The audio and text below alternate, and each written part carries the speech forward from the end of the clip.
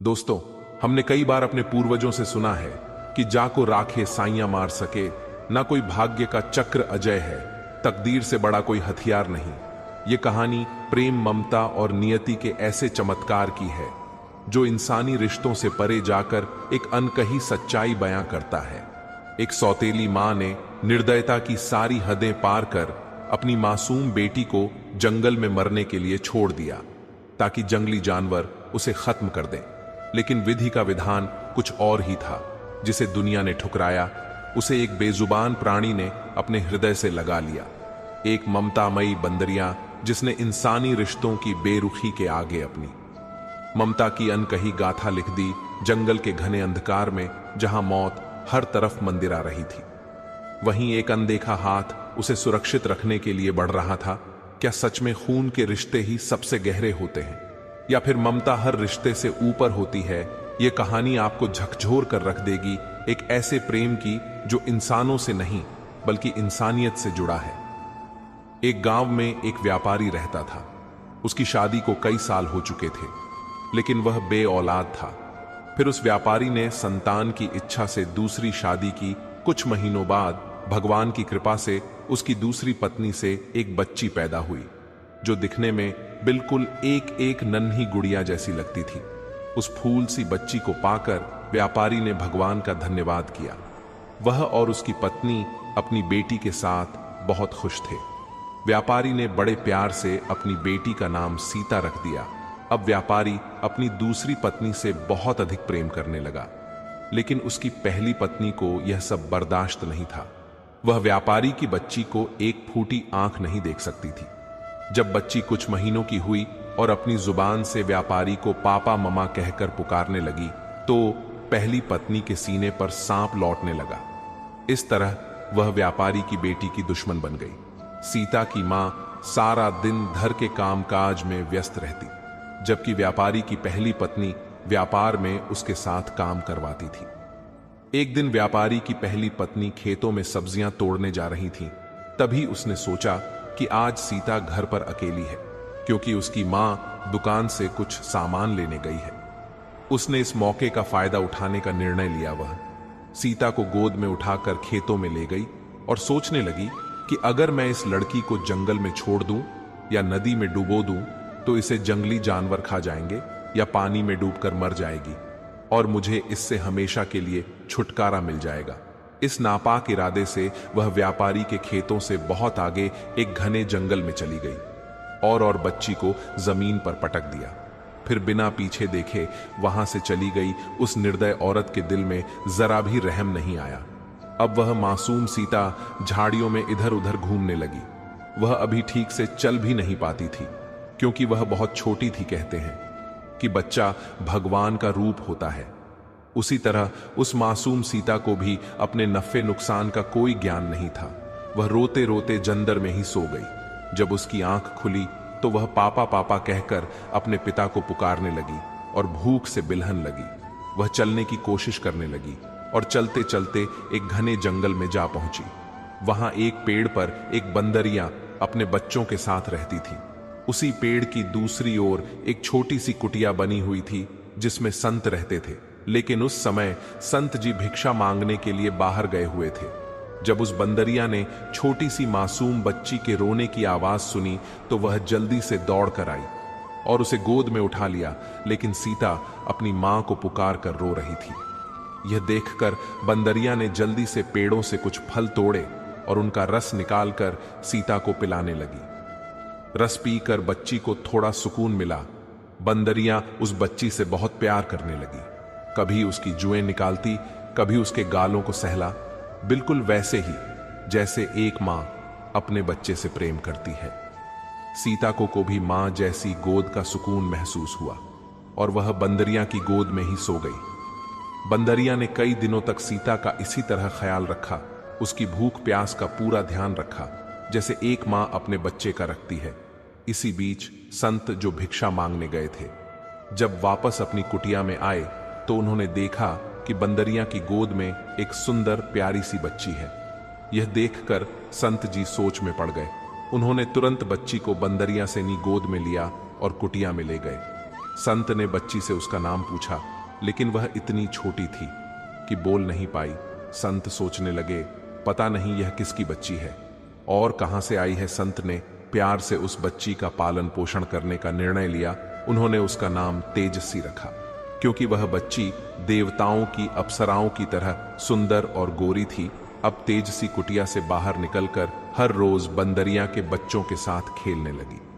बंदरिया भी तेजसी का बहुत ख्याल रखती थी। कभी उसे फलों का रस पिलाती तो कभी उसे अपना दूध पिलाती। संत ने भी एक गाय पाल रखी थी, जिससे तेजसी कभी कभी गाय का दूध भी पीती समय बिकता गया। और तेजसी बड़ी होने लगी। जब वह 6 साल की हुई तो संत को बाबा बाबा कहकर पुकारने लगी और उस बंदरिया को ही अपनी मां समझने लगी, क्योंकि वह उन्हीं के बीच पली बड़ी थी। जब संत भगवान विष्णु की पूजा करते तो तेजसी भी उनके साथ बैठकर पूजा करने लगती। जब बाबा मंत्र पढ़ते तो तेजसी भी उन्हें दोहराने लगती। संत श्री ने उसे बहुत अच्छे संस्कार दिए। समय बीता और अब तेजसी 17 साल की हो चुकी थी। वह पहले से भी अधिक सुंदर दिखने लगी थी। जंगल के जानवर, परिंदे और बंदरियां उसके सबसे अच्छे दोस्त थे।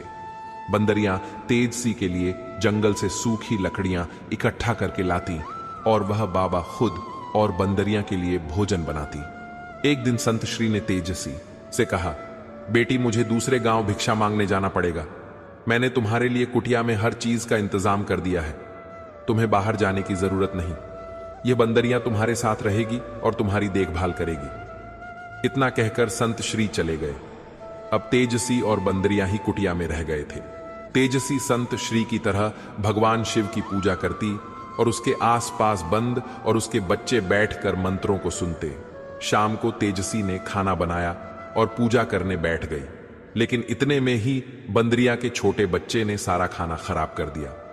जब तेजसी ने पूजा समाप्त की और देखा कि सारा खाना बर्बाद हो चुका है, तो वह हंसते हुए बंदरिया के बच्चे से कहने लगी, तुम बड़े शरारती हो, सारा खाना अकेले खा गए, दूसरों का ख्याल भी नहीं आया। तेजस्वी ने उसे हल्का सा थप्पड़ लगाया तो बंदरिया के बच्चे को गुस्सा आ गया।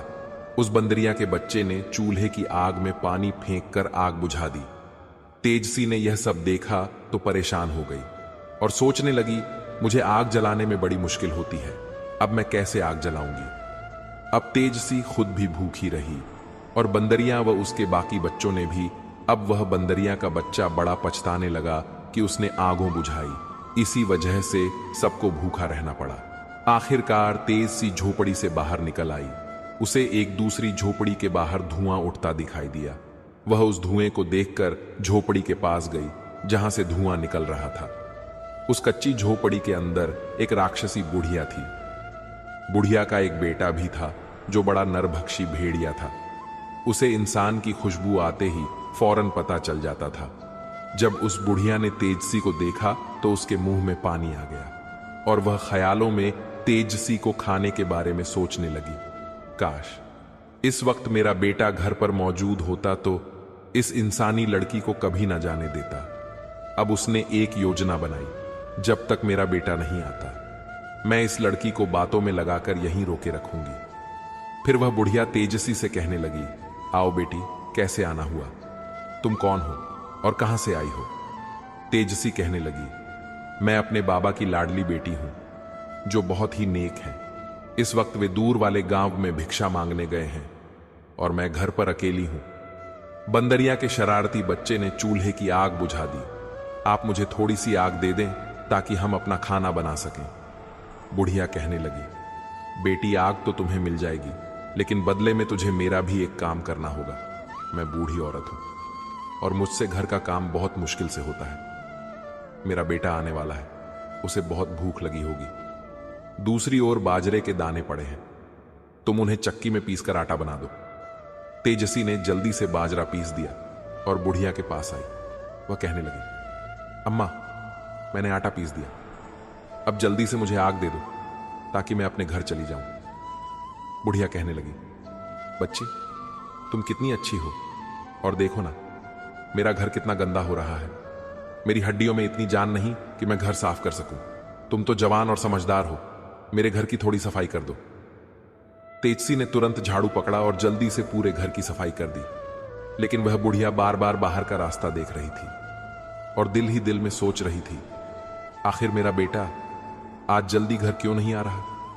पता नहीं वह आज देर क्यों कर रहा है। अब मैं और कितने बहाने इस लड़की के आगे लगाऊं। इतने में तेज सी फिर बुढ़िया के पास आई और कहने लगी, अम्मा, मैंने तुम्हारे घर के सारे काम कर दिए, अब तो मुझे आग दे दो ताकि मैं अपने घर चली जाऊं। बुढ़िया कहने लगी, बेटी वाकई तूने सारा काम कर दिया, बस मेरा एक और काम कर दो, पास वाले कुएं से मेरे लिए थोड़ा सा पानी ले आओ। तेजसी ने जल्दी से घड़ा पकड़ा और कुएं से पानी भरकर ले आई। अब वह बुढ़िया से कहने लगी, अम्मा, अब तो मैं घर जाकर ही रहूंगी क्योंकि मुझे बहुत देर हो गई है। आपने मुझे आग नहीं देनी तो मत दें। बुढ़िया कहने लगी, बेटी कैसी बातें कर रही हो, तुम तो बहुत अच्छी हो। ये लो आग और एक मुट्ठी बाजरा भी ले जाओ। जाते हुए जहां जहां से गुजरो वहां वहां यह बाजरा छींट देना। तेजसी ने फिर ऐसा ही किया। चलते चलते वह रास्ते से आ गई। अब तेजसी ने जल्दी से आग जलाई और झट से खाना बना लिया। सबसे पहले उसने बंदरियां और उसके बच्चों को खाना दिया, इसके बाद खुद भी खाया। तेजसी को घर आए हुए कुछ ही देर हुई थी कि उधर उस बुढ़िया का नरभक्षी भेड़िया भी घर आ गया। बुढ़िया फौरन अपने बेटे को डांटने लगी और कहने लगी, आज तुम कहां चले गए थे? इतनी देर लगा दी। इतना अच्छा खासा शिकार हमारे घर खुद चलकर आया था, अब वह वापस चला गया। मैंने उसे कुछ बाजरे के दाने दिए थे। अब तुम्हें एक ही तरह से उस लड़की का शिकार मिल सकता है। जहां जहां यह बाजरे के दाने बिखरे हुए हैं उन्हीं के पीछे पीछे चले जाओ। अब बुढ़िया का नरभक्षी भेड़िया दानों के पीछे पीछे चलने लगा। वे दाने एक जंगल के पास, एक पेड़ के पास खत्म हो गए। उसने इधर उधर नजर दौड़ाई तो उसे एक कुटिया नजर आई। उसने कुटिया का दरवाजा जोर से खटखटाया और कहने लगा, बेटी दरवाजा खोलो, मैं तुम्हारा बाबा हूं और देखो मैं तुम्हारे लिए क्या क्या लेकर आया हूं। लेकिन तेज सी तो खाना खाकर सो गई थी। उसे दरवाजे की खटखटाहट की जरा भी आवाज नहीं आई। अब उस नरभक्षी भेड़िए को बड़ा गुस्सा आया और वह गुस्से में दरवाजा पटक पटक कर तोड़ने लगा, मगर वह नाकाम रहा क्योंकि उस कुटिया के दरवाजा लोहे की सीखों से मजबूत बने हुए थे। यहां तक कि उस नरभक्षी भेड़िए की एक उंगली टूटकर लोहे की सलाखों में फंस गई और वह उंगली किसी जंगली जानवर जैसी लग रही थी। अब वह नाकाम होकर चला गया। सुबह हुई। तेजसी ने जब कुटिया का दरवाजा खोला तो उस नरभक्षी भेड़िए की कटी हुई उंगली का नाखून तेजसी के हाथ में चुभ गया। तेजसी दर्द से चिल्लाने लगी। धीरे धीरे उस नाखून का जहर तेजसी के पूरे शरीर में फैल गया और वह बेहोश होकर वहीं गिर पड़ी। अब बंदरियां और उसके बच्चे उसके इर्द गिर्द बैठकर रोने लगे। बंदरियां कभी उसका सिर दबाती, कभी उसके पांव की मालिश करती, लेकिन तेजसी नहीं उठी। इतने में बाहर घोड़े पर सवार कुछ लोग आए। उनमें एक राजा था और बाकी उसके मंत्री और दरबारी थे। वे शिकार करने निकले थे। राजा ने अपने मंत्री को हुक्म दिया, यहीं पर अब खेमा लगाया जाए। राजा की नजर जब झोपड़ी पर पड़ी तो उसने मंत्री से कहा, इसके अंदर जाकर तो देखो, ये झोपड़ी अंदर से कैसी है।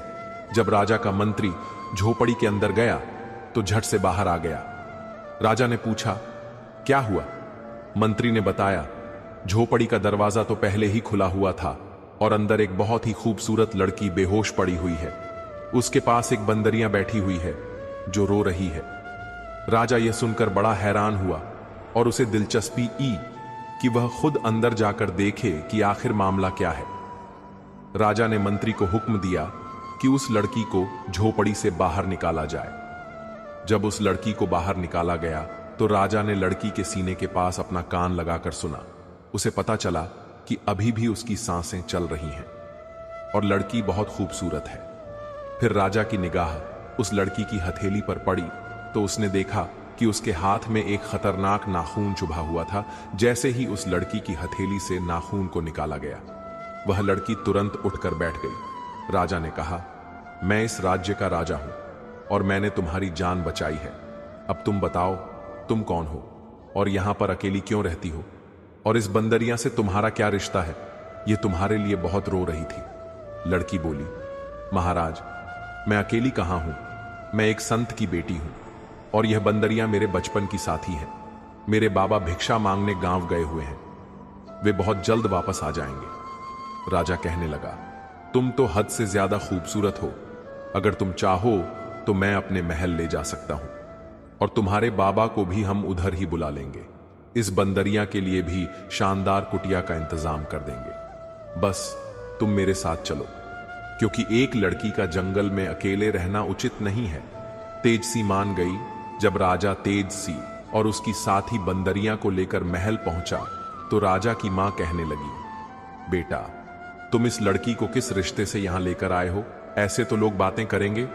तुम ऐसा करो, इसके साथ विवाह कर लो, इससे इस लड़की की इज्जत और मान सम्मान भी बच जाएगा।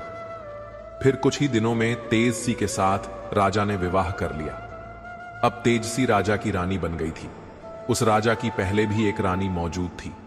राजा को तेजसी से बहुत मोहब्बत हो गई और वह उसका बहुत ख्याल रखने लगा।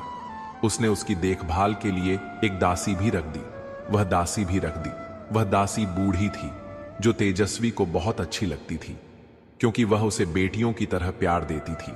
एक दिन वह बूढ़ी दासी तेजसी से कहने लगी, बेटी, जरा अपनी सौतन से बचकर रहना, ये बहुत होशियार है, ये तुम्हें नुकसान पहुंचा सकती है। तेजसी कहने लगी, बड़ी अम्मा, ऐसा मत सोचो, वह तो मुझे बहन की तरह मानती है, और वह भी इस राजमहल की रानी है। मैं भी रानी हूं, तो वह मुझसे क्यों जलेगी?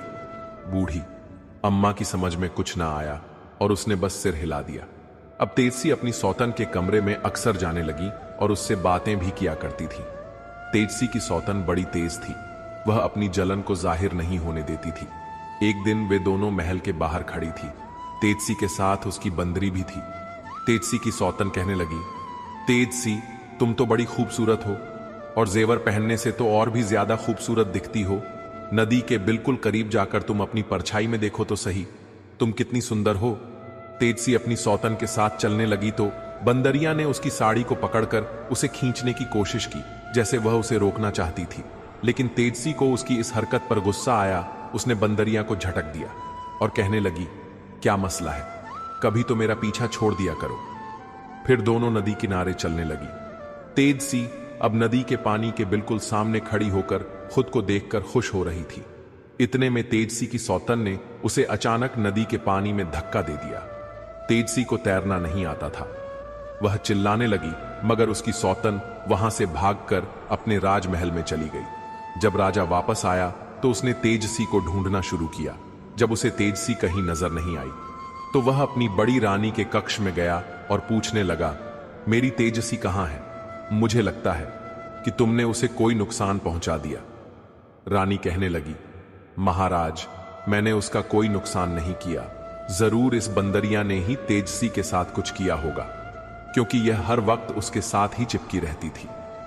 राजा को उस बंदरिया पर बहुत गुस्सा आया और उसने अपने मंत्री को आदेश दिया कि उसे जंजीरों में जकड़कर एक कमरे में बंद कर दिया जाए। लेकिन राजा को कहीं भी सुकून नहीं मिल रहा था। वह पागलों की तरह तेजसी को ढूंढता फिरता ना खाता था और खुद को कमरे में कैद कर लिया था।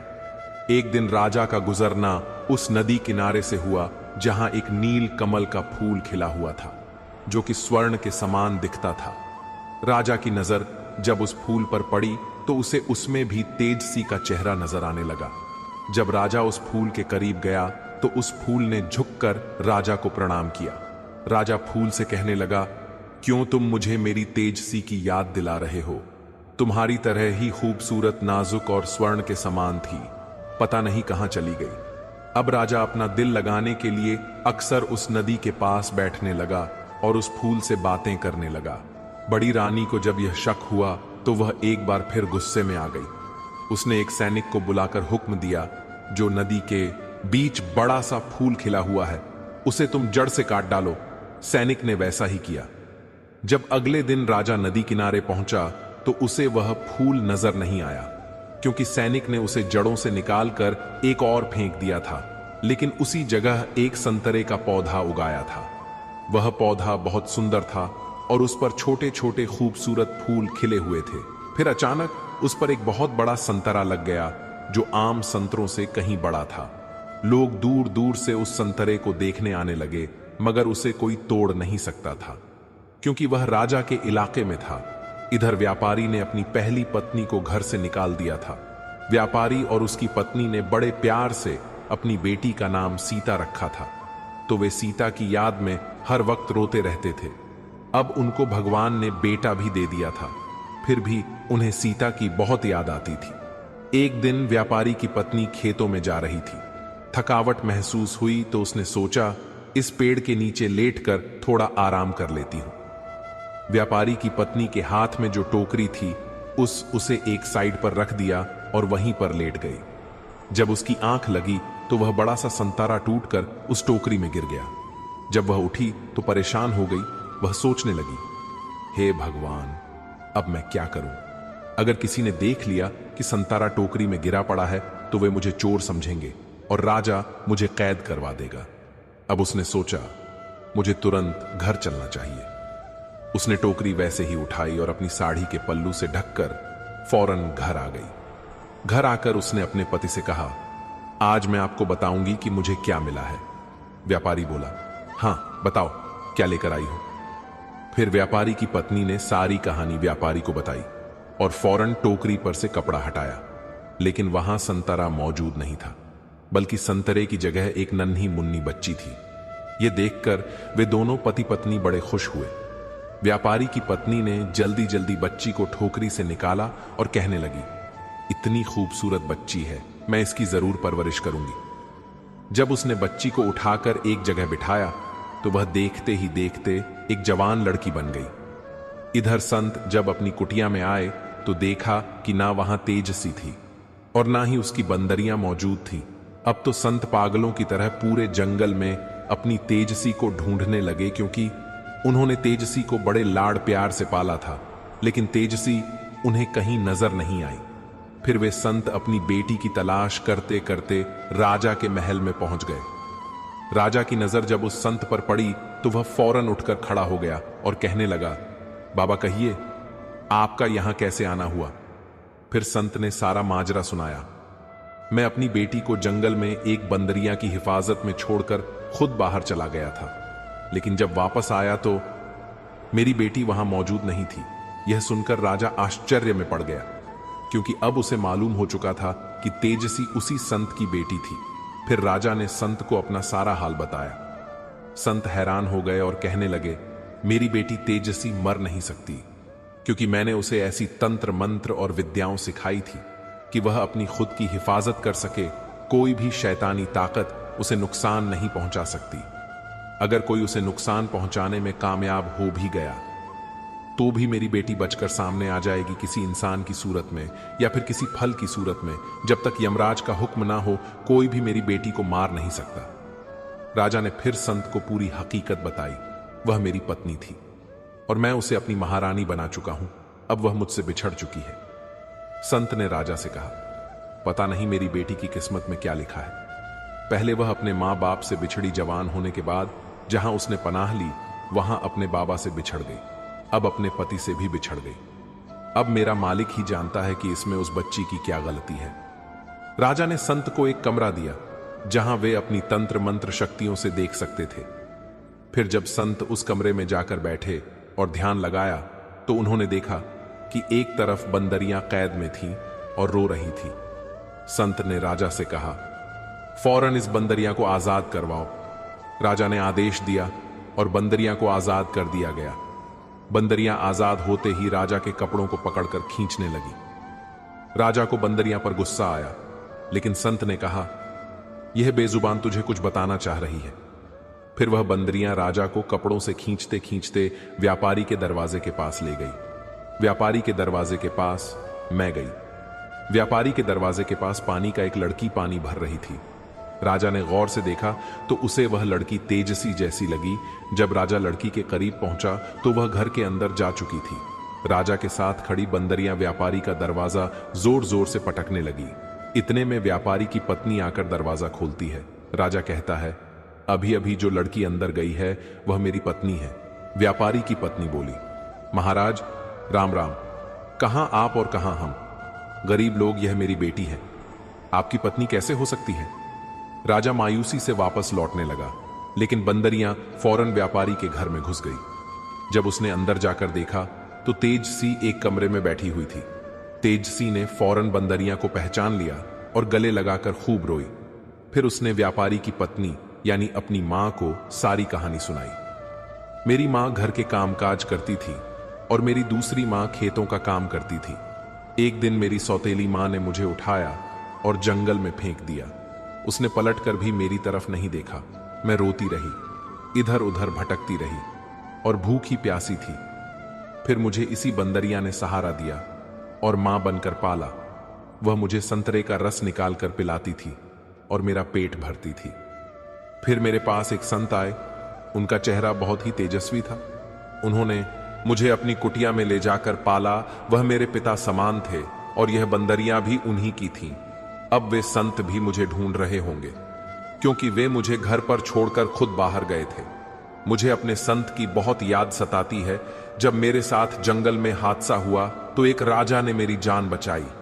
तेजस्वी की मां बोली, इसका मतलब राजा ठीक ही बोल रहे थे। तुम उसी की रानी हो और मेरी बेटी हो, व्यापारी की पत्नी। अपनी बेटी को गले लगाकर खूब रोई और कहने लगी, बेटी क्या तुम अब महल जाना चाहती हो? तेजस्वी बोली, अम्मा अब अगर राजा को यह पता चल गया कि मैं एक मामूली सी व्यापारी की बेटी हूं तो क्या वह मुझे दोबारा अपनी रानी बनाकर रखेगा? इतनी बात कही ही थी कि बाहर दरवाजे पर दस्तक हुई। जब दरवाजा खोला गया तो वहीं संत और उनके साथ राजा भी खड़े थे। जब तेजस्वी की नजर संत पर पड़ी तो वह भागकर उनके सीने से जा लगी और फूट फूट कर रोने लगी। वह कहने लगी, संत मुझे आपकी बहुत याद आती थी, मैं आपके बिना रह ही नहीं सकती। संत ने बेटी के सिर पर हाथ रखा और कहने लगे, बेटियां ससुराल में अच्छी लगती हैं, देखो तुम्हारा पति तुम्हें लेने आया है। राजा तेजस्वी के करीब आया और कहने लगा, देखो मेरी प्रिय रानी, आखिर मैंने तुम्हें तुम्हारी लाडली बंदरिया के जरिए ढूंढ ही लिया। तेजस्वी बहुत खुश थी। अब राजा तेजस्वी को लेकर फौरन महल पहुंचा। सबसे पहले उसने यह किया कि राज दरबार में एक बैठक बुलवा मंत्री, उसकी दोनों रानियां और कुछ सैनिक भी मौजूद थे। राजा ने कहा, हमारी यह बड़ी रानी बड़ी धोखेबाज और कपटी निकली। हमने इसे बहुत लाड प्यार दिया था, परंतु उसका नतीजा यह निकला कि इसने हमारी आंखों में धूल झोंकी। इसे हम कड़ी से कड़ी सजा देंगे। फिर राजा ने अपनी बड़ी रानी को बहुत सारे कोड़े लगवाए। उसके बाद उसे काल कोठरी में बंद करवा दिया। इसके बाद तेजस्वी रानी अपने पिता समान संत को भी महल में ले गई और बंदरिया को भी अपने साथ ही रखा। अब वे सब मिलकर खुशी खुशी अपनी जिंदगी गुजारने लगे। दोस्तों, इस कहानी से हमें कई महत्वपूर्ण सीख मिलती है। सहनशीलता और धैर्य। उजाला ने जीवन में कई कठिनाइयों का सामना किया, लेकिन उसने कभी हिम्मत नहीं हारी। वह धैर्य और समझदारी से हर स्थिति का समाधान निकालती रही। अच्छे कर्मों का फल मिलता है। तेजस्वी ने हमेशा अच्छे काम किए, चाहे वह बुढ़िया के घर काम करना हो या बंदरियां और उसके बच्चों की देखभाल। अंततः उसे राजा का प्यार और मान सम्मान मिला। 3 बुराई का अंत निश्चित है। तेजस्वी की सौतन ने उसे धोखा दिया, लेकिन अंत में उसे अपनी बुराई का दंड मिला। मित्रों, बुरे कर्मों का परिणाम हमेशा बुरा ही होता है। सच्ची दोस्ती और निष्ठा की पहचान बंदरिया की वफादारी यह सिखाती है कि सच्चे दोस्त किसी भी परिस्थिति में साथ नहीं छोड़ते और हमारी भलाई के लिए ही कार्य करते हैं। मित्रों, परिवार और स्नेह का महत्व। तेजस्वी ने अपने पिता समान साधु बाबा और देखभाल करने वाली किसान की पत्नी को कभी नहीं भुलाया कि हमें अपने परिवार और शुभ चिंतकों की हमेशा कद्र करनी चाहिए। ज्ञान और बुद्धिमानी से कठिनाइयों को पार किया जा सकता है। तेजस्वी ने अपनी समझदारी और सीखों का उपयोग करके हर मुश्किल परिस्थिति से बाहर निकलने का रास्ता निकाला। दोस्तों, यह कहानी हमें यह सिखाती है कि कठिनाइयों के बावजूद अगर हम धैर्य और सच्चाई से जीवन जिए तो अंततः हमें सफलता और खुशी जरूर मिलती है। धन्यवाद मित्रों।